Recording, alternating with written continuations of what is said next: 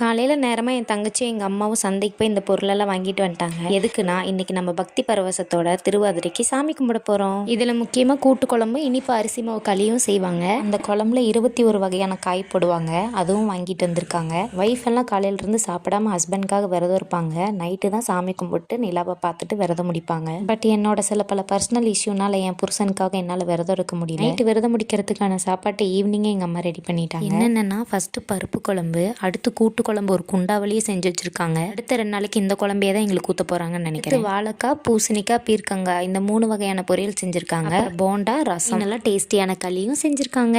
Night 5 இலையில படையல் போட்டு சாமியும் கும்பிட்டோம். நேரம் கரெக்டாக நிலாவை பார்க்க போறப்ப மேகத்துக்குள்ள போய் ஒளிஞ்சுக்கும். வெயிட் பண்ணி தான் பார்ப்போம். வருஷம் என்னமோ நிலாவை உடனே பார்த்துட்டோம். ஃபைனலாக எல்லாரும் சூப்பராக சாப்பிட்டோம். சாப்பிட்டதுக்கப்புறம் வீட்டுக்கு பக்கத்தில் இருக்க எல்லா லேடிஸ்க்கும் மஞ்சள், குங்குமம், மஞ்சள் கயிறு எல்லாம் கொடுத்துட்டு வந்தோம். இந்த வீடியோ பிடிச்சிருந்தா மறக்காம லைக் பண்ணிட்டு சப்ஸ்கிரைப் பண்ணிருங்க.